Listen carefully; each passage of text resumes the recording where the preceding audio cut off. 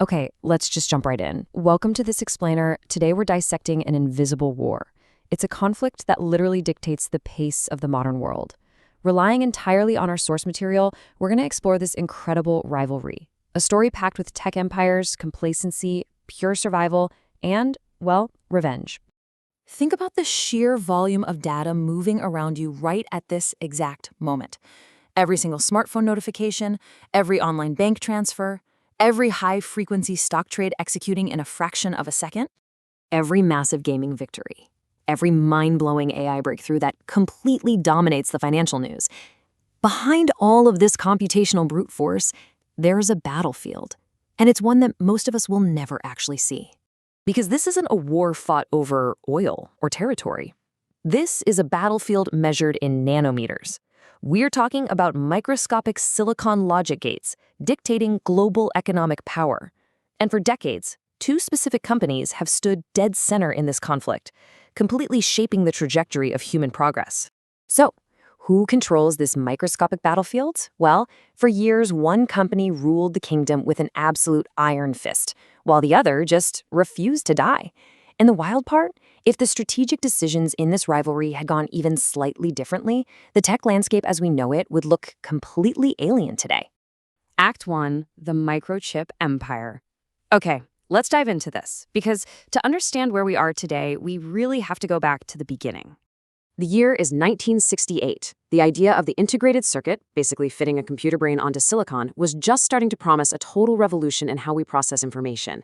Intel arrived on the scene fast, aggressive, and relentless. By the late 70s, they're laying the fundamental groundwork for modern computing. But the real explosion? That hit in the 1980s.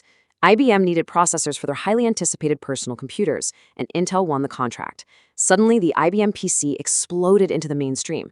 Enterprise businesses, universities, homes, they all jumped on board, and with every single machine sold, Intel's monopoly effectively compounded. This absolute market dominance led to the Intel Inside campaign. It's honestly one of the most brilliant marketing moves in corporate history. Before this, internal computer parts were never marketed directly to you, the consumer. Nobody cared who made the power supply. But Intel completely changed that paradigm. They convinced the public to buy computers based entirely on the processor inside, rather than whatever brand was stamped on the plastic box outside. They weren't just selling processors anymore, they were selling trust. They built an impenetrable moat around their entire business. But here's the thing about that. Monopolies create massive dependencies, and giant manufacturers like IBM absolutely hated supply chain risk. I mean, if Intel had a production hiccup or a factory went offline, the entire PC industry could literally stall out. So IBM demanded an insurance policy. They required a second source. Enter AMD. Now, AMD wasn't the hero of the story back then. They were strictly the backup plan, manufacturing compatible x86 chips right in Intel's shadow. The market largely ignored them. But as our source points out, shadows can be dangerous places, because that is exactly where underdogs learn how to survive. Which brings us to Act 2, the monopoly trap. We're entering the golden age of the 1990s, looking at what happens when an empire becomes almost completely invulnerable. In the 1990s, Intel became truly unstoppable.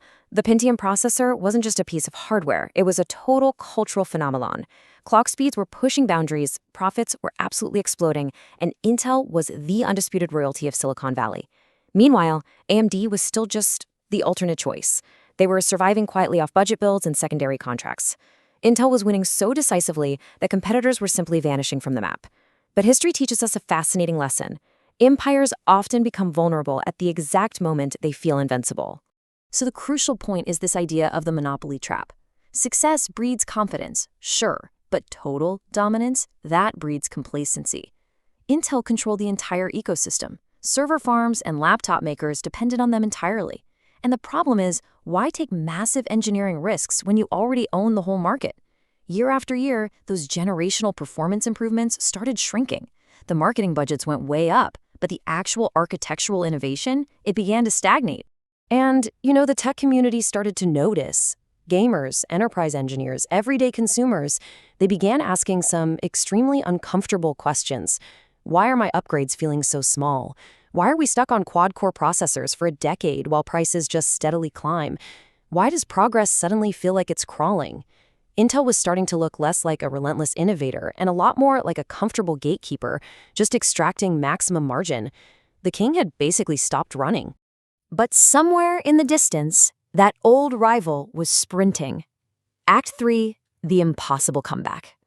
By the early 2010s, AMD was facing its darkest hour. Cash reserves were bleeding out, and financial analysts were publicly predicting imminent bankruptcy. Now, most tech companies, they die right here. Instead, AMD took a gamble that looked completely insane to the outside world. Step 1, they didn't just try to tweak their failing designs. They bet absolutely everything on a blank slate. Step 2, they spent years of intense engineering effort rebuilding their processor architecture completely from the ground up. This was a massive project where failure meant total extinction. Step 3, they launched Ryzen. And this brilliantly illustrates what happened next.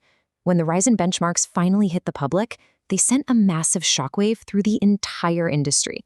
Out of nowhere, AMD was suddenly offering more processing cores, vastly higher multi-threaded performance, and incredibly disruptive prices. The impossible actually happened. The conversation flipped overnight. Reviewers were no longer asking if AMD was good enough for a budget build. They were genuinely asking how Intel had allowed themselves to be caught so completely off guard. The domino effect across the market was instantaneous.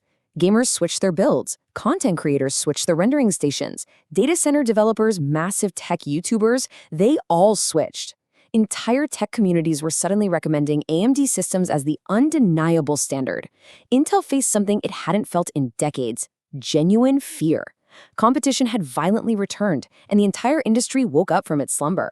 AMD didn't just save themselves, they basically saved the entire processor market.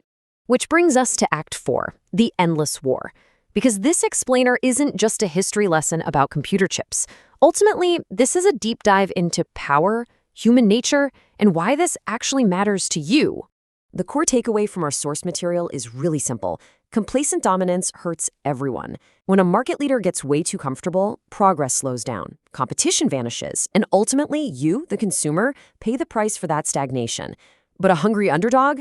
They bring aggressive challenges, rapidly accelerated innovation, and dropping prices.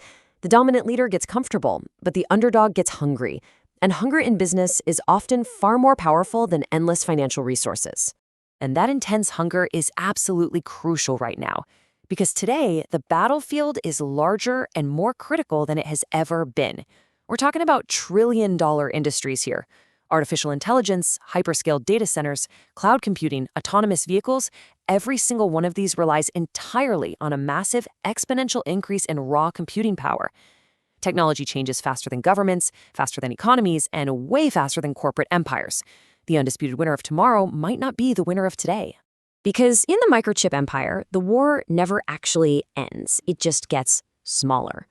We're dealing with smaller transistors packed closer together, smaller nanometer manufacturing nodes, and vanishingly small margins for error. Yet somehow, as the technology gets microscopic, the global economic stakes just keep getting bigger. The next battle in this silicon war has already begun.